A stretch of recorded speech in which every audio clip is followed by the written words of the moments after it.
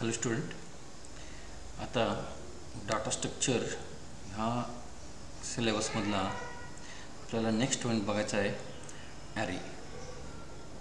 आपण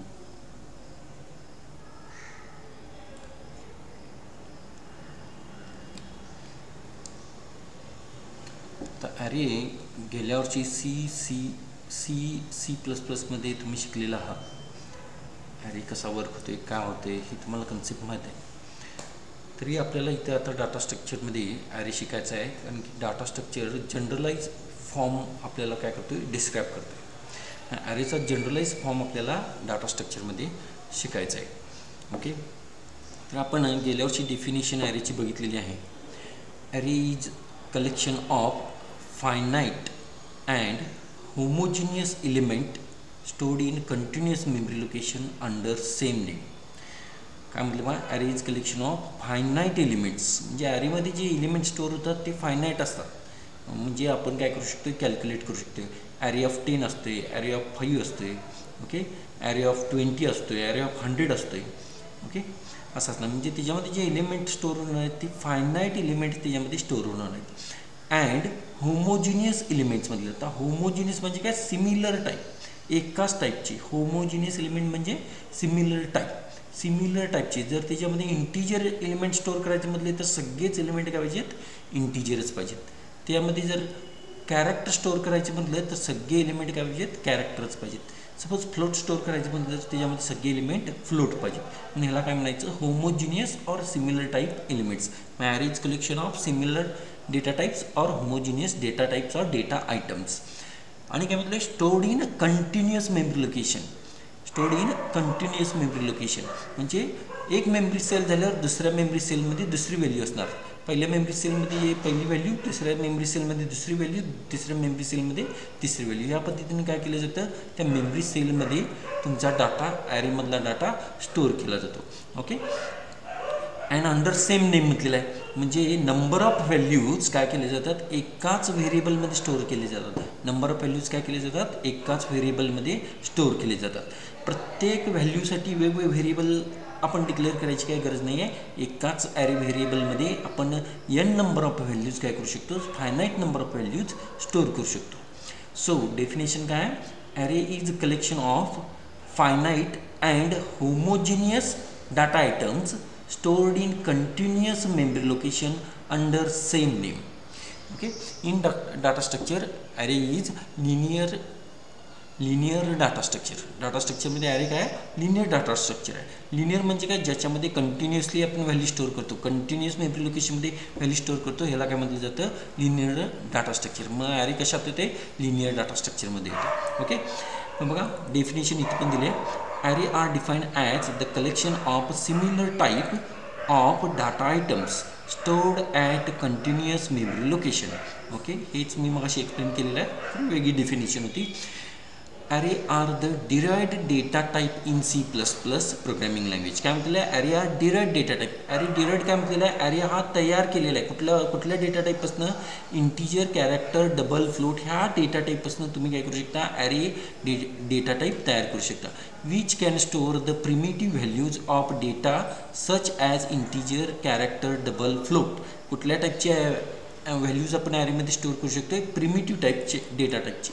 बघा, primitive data टाईपच्या व्हॅल्यूज आपण स्टोअर करू शकतो. प्रिमिटिव्हमध्ये काय येते, integer, character, double, float, long and so on.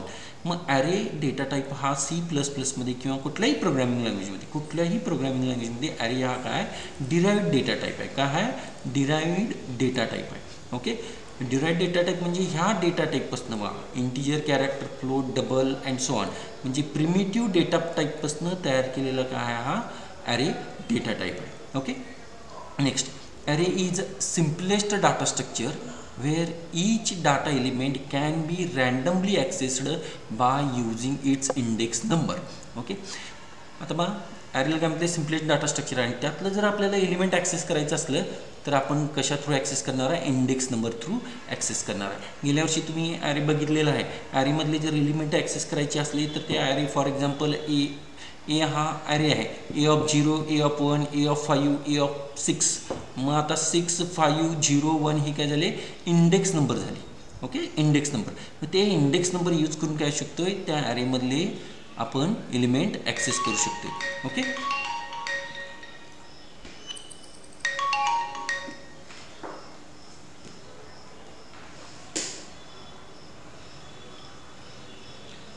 Sorry. आता ॲरेचा यूज कशासाठी करायचा आहे. फॉर एक्झाम्पल बघा, ओके, एक स्टुडंट आहे आणि स्टुडंटच्या 6 सब्जेक्टचे आपल्याला मार्क स्टोअर करायचे. If for example, if you want to store the marks of a student in a 6 subject, म्हणजे एका स्टुडंटचे काय करायचे आहेत, 6 सब्जेक्ट्समधले मार्क आपल्याला स्टोअर करायचे आहेत. मग आपल्याला काय करायला लागतं, नॉर्मल ह्याच्यामध्ये एक्झाम्पलमध्ये आपण 6 व्हेरिएबल डिक्लेअर करणार, subject 1, subject 2, subject 3, subject 4, subject 5 आणि सब्जेक्ट 6 असं. Okay, then we don't need to define different variables for the marks in different subject. Okay, normal प्रोग्राममध्ये आपण 6 व्हेरिएबल डिफाईन करणार, खरं ज्यावेळी ॲरे यूज करणार आपल्याला 6 डिफरंट व्हेरिएबल डिफाईन करायची काहीही गरज नाही. आपण काय करणार, एकच ॲरे व्हेरिएबल डिक्लेअर करणार आणि त्याच्यामध्ये काय करणार, 6च्या 6 व्हॅल्यूज, 6 सब्जेक्टचे मार्क्स तिथं स्टोअर करणार आहे. Okay, instead of that we can define an array which can store the marks in each subject at a continuous memory location.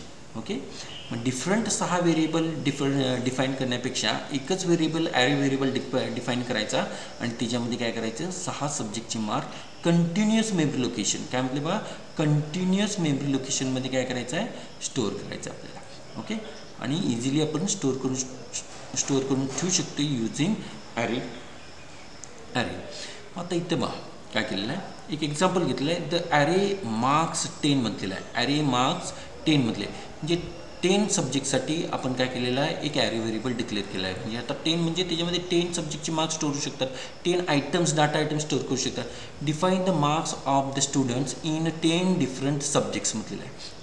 where each subject marks are located at the particular subscript. मतलब particular subscript म्हणजे प्रत्येक सब्जेक्टचे mark कुठे store केलेले आहेत, particular subscript म्हणजे particular इंडेक्सला in the ॲरेमधील आहे. For example बघा, that is marks of 0 denotes marks of first subject, marks of 0 denotes marks of first subject, marks of 1 denotes marks of second subject, marks of 2 denotes marks of third subject असं होणार आहे. Okay, या पद्धतीनं आपण काय करू शकतो, ॲरेमध्ये आपण त्या स्टुडंटच्या सब्जेक्टचे मार्क्स स्टोअर करू शकतो, एकाच व्हेरिएबलमध्ये कंटिन्युअस मेमरी लोकेशनमध्ये व्हॅल्यू स्टोअर करू शकतो.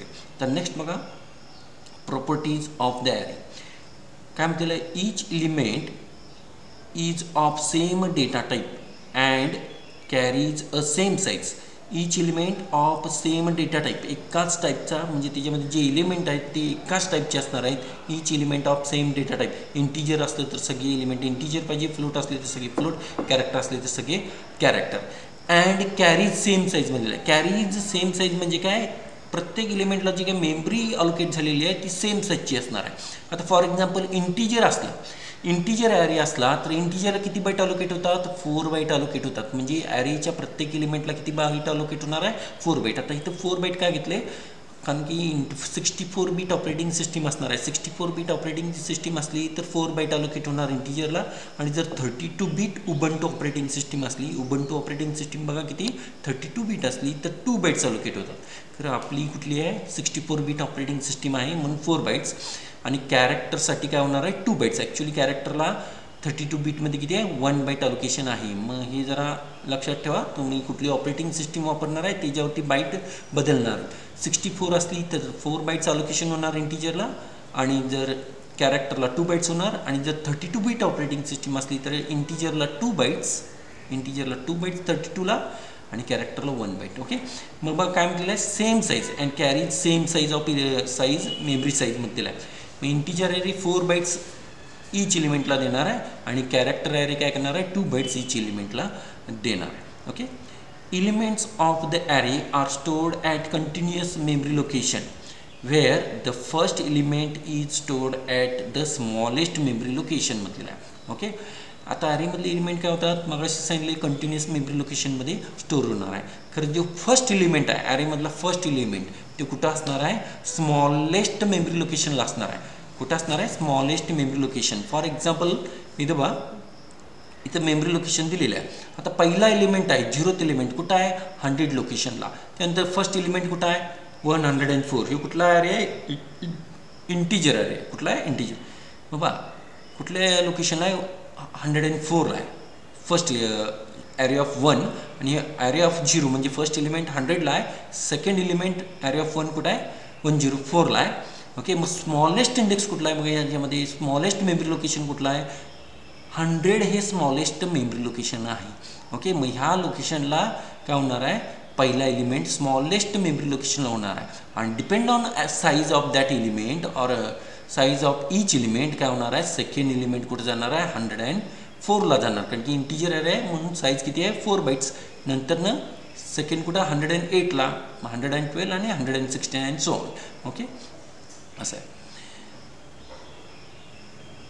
ओके हां नेक्स्ट बा elements of the array can be randomly accessed since we can calculate the address of each element of the array with the given base address and the size of the data element. Okay तर इथं काय म्हटले element ॲरेमधले element आपण randomly कधीही access करू शकते.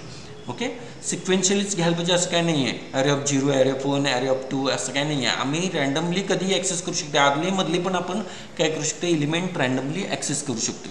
मग ते ॲक्सेस करायचे असले तर काय करावं लागणार तर आपल्याला काय करावं लागणार आहे एक फॉर्म्युला यूज करावं लागणार आहे आणि तो फॉर्म्युला यूज करून आपण काय करू शकतो आहे ते कॅल्क्युलेट करू शकतो आहे. ओके मग आता आपल्याला बेस ॲड्रेस पण माहिती पाहिजेत बा काय म्हणतील आहे ते एक फॉर्म्युला यूज करायचा आणि त्याचा काय पाहिजे बेस ॲड्रेस ॲरेचा माहिती पाहिजेत आणि ॲरेची साईज आपल्याला माहिती पाहिजेत. बेस ॲड्रेस आपल्याला माहीत असला आणि ॲरेची साईज माहीत असली तर आपण इझिली काय करू शकतो आहे ॲरेमधला कुठलाही रँडमली एलिमेंट ॲक्सेस करू शकतो. ओके असं आहे. आता इथे एक एक्झाम्पल बघा इमेजमध्ये the number of elements in an array is the length of an array. ॲरेमध्ये जेवढे एलिमेंट्स आहेत ते काय असणार आहे length of that array. Number of elements ॲरेमध्ये जर 5 असले तर ॲरेची लेंथ किती असणार आहे 5 असणार आहे. नंबर ऑफ एलिमेंट्स जर 20 असले तर ॲरेची लेंथ किती असणार आहे 20 असणार. आता तर लेंथ कशी कॅल्क्युलेट करायची आहे त्याचा पण फॉर्म्युला दिलेला आहे बघा इथं फॉर्म्युला दिलेला आहे length is equal to upper bound. Upper bound म्हणजे काय हायेस्ट इंडेक्स. अप्पर बॉन्ड म्हणजे काय largest or highest index minus lower bound. Lower bound म्हणजे काय smallest index of an array. Smallest index of an array. Okay +1 होणार आहे. Okay बा length is equal to upper bound minus lower bound +1. Okay मग is equal to UB minus LB +1. UB म्हणजे काय upper bound minus lower bound LB म्हणजे lower bound +1. Okay इथे example description दिलेलं आहे. UB is equal to upper bound is equal to largest index of an array. UB म्हणजे काय largest index of an array. LB is equal to lower bound is equal to smallest index of an array असं म्हटलेलं आहे. Okay आता ह्याच्यावरती एक example बघूया. इथे खालती एक आपण ॲरे डिफाईन केलेला आहे. इमेज एक आहे. ओके स्मॉलेस्ट इंडेक्स LB काय आहे 100 आहे. ओके त्यानंतरनं UB काय आहे 16 आहे व 116 आहे. 116 मायनस 100 बा 116 मायनस 100 किती होणार आहे 16 येणार आहे. 16 मायनस 1. ओके 16 मायनस 1 म्हणजे 15 आलं. 15 length sorry something is missing.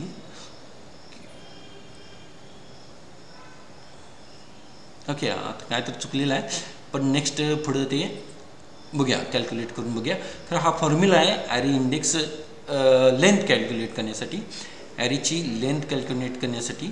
O sorry upper bound and lower bound sorry index मी ओके अप्पर बॉन्ड आणि लोअर बॉन्ड.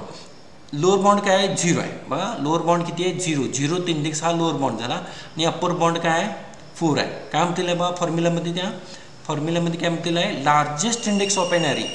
UB म्हणजे काय लार्जेस्ट इंडेक्स आणि LB म्हणजे काय स्मॉलेस्ट इंडेक्स. ओके मग आता UB म्हणजे काय 4 आहे आणि LB काय आहे LB 0 आहे. ओके मग 4 मायनस 0 4 मायनस 0 किती झालेला आहे 4 आणि प्लस 1 4 मायनस 0 प्लस 1 मग फॉर्म्युला काय 4 मायनस 0 प्लस 1 म्हणजे काय आलेलं आहे 5 मग ॲरेची लेंथ किती झाली 5 ॲरेची लेंथ ह्या किती आहे 5 एलिमेंट्स आहेत का त्या ॲरेमध्ये ओके 5 एलिमेंट्स आहेत 1 2 3 4 5 ओके इंट ॲरे ऑफ 5 म्हणजे काय झालेलं आहे त्या ॲरेमध्ये 5 एलिमेंट आपण स्टोअर करू शकतो ओके किंवा त्याच्यामध्ये 5 एलिमेंट्स स्टोअर आहेत ओके आपण नंतर बघूया एक्झाम्पल सॉल्व करून ओके जस्ट एक सिम्प्लिसिटीसाठी मी घेतलेला आहे ओके आता इथे बघा elements of an array A are denoted in following manner आता ॲरेचे एलिमेंट्स आपण नॉर्मली सी प्लस प्लस किंवा कुठल्याही प्रोग्रामिंग लँग्वेजमध्ये कसं डिनोट करतोय बा ह्या एक्झाम्पल प्रमाणे आपण करतोय ॲरे ऑफ 1 म्हणजे स्क्वेअर ब्रॅकेटमध्ये आपण देतोय array of 1 array of 2 array of 3 and so on okay आता वरती हे दोन दिले आहेत एक्झाम्पल A1 A2 A3 किंवा ॲरे ऑफ राऊंड ब्रॅकेटमध्ये 1 ॲरे ऑफ राऊंड ब्रॅकेटमध्ये 2 ॲरे ऑफ राऊंड ब्रॅकेटमध्ये n असं दिलेलं आहे हे डाटा स्ट्रक्चर नोटेशन आहे डाटा स्ट्रक्चरमध्ये तुम्ही रिप्रेझेंट करताना या पद्धतीनं रिप्रेझेंट करू शकता किंवा या तिन्ही पद्धतीनं काय करू शकता डाटा स्ट्रक्चरमध्ये ॲरे रिप्रेझेंट किंवा डिनोट करताना या पद्धतीने तुम्ही डिनोट करू शकता ओके खरं लँग्वेजमध्ये त्या लँग्वेज स्पेसिफिक आपल्याला काय करायला लागणार आहे सिंटॅक्स तिथे यूज करायला लागणार आहे ओके आता इथं बघा ॲरे ऑफ 1 घेतलेला आहे तिन्ही एक्झाम्पलमध्ये ॲरे जो काय स्टार्ट झालेला आहे 1 पासून स्टार्ट झालेला आहे ओके ॲरे इंडेक्स बघा कुठनं स्टार्ट होते सी प्लस प्लस किंवा कुठल्याही प्रोग्रामिंग लँग्वेजमध्ये जर सी प्लस प्लस जावामध्ये जर बघितलं तर ॲरे इंडेक्स 0 पासून स्टार्ट होते खरं इन डाटा स्ट्रक्चर बघा in data structure array index कुठनंही स्टार्ट होऊ शकतोय 0 पासून पण स्टार्ट होऊ शकतोय किंवा 1 पासून पण स्टार्ट होऊ शकतोय किंवा n नंबर पासून स्टार्ट होऊ शकते ओके व्हिज्युअल बेसिक 6.0 ही प्रोग्रामिंग लँग्वेज आहे बघा कुठली व्हिज्युअल बेसिक 6.0 किंवा VB 6.0 ही एक प्रोग्रामिंग लँग्वेज आहे ज्याच्यामध्ये तुम्ही ॲरे इंडेक्स कुठनंही स्टार्ट करू शकता 0 पासून करू शकता 1 पासून करू शकता किंवा n नंबर पासून ॲरे इंडेक्स स्टार्ट करू शकता ओके मग डाटा स्ट्रक्चर ही जनरलाइज तुम्हाला फॉर्मॅट देणार आहे मग डाटा स्ट्रक्चरमध्ये ॲरे इंडेक्स तुम्ही कुठनंही स्टार्ट करू शकता 1 पासून 0 पासून किंवा n नंबर पासून खरं लँग्वेजमध्ये पर्टिक्युलर लँग्वेजमध्ये आपण काय करू शकतो त्या लँग्वेजचं 0 पासून स्टार्ट होणार आहे ओके आता इथे एक्झाम्पल दिलेलं आहे हे डाटा स्ट्रक्चरचे जनरलाइज फॉर्म आहे ओके आता इथे काय म्हटलं if A of X denotes an element then X is the subscript बा काय म्हणलेलं आहे एक्सला काय म्हणलेलं आहे या सबस्क्रिप्ट म्हणलेलं आहे okay or index subscript or index म्हटलेलं आहे ओके ए ऑफ एक्स मध्ये एक्स काय असणार आहे सबस्क्रिप्ट किंवा इंडेक्स असणार आहे आता ए ऑफ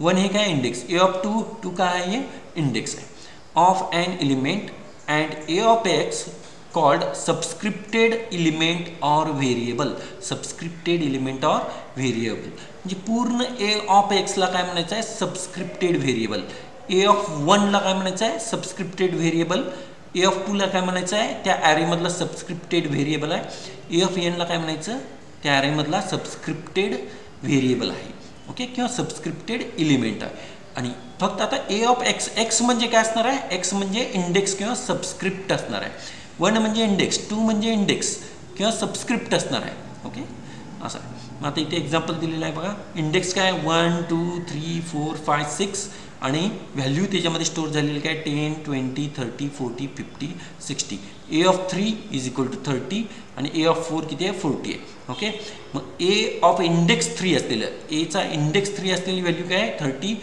ए ऑफ 4 म्हणजे इंडेक्स 4 किंवा सबस्क्रिप्ट 4 असलेली व्हॅल्यू काय आहे 40 असं तिथं दिलेलं आहे ओके आता मी इथं व्हिडिओ स्टॉप करतो आणि ॲडव्हान्टेजेस नेक्स्ट लेक्चरला आपण बघूया ओके थँक्यू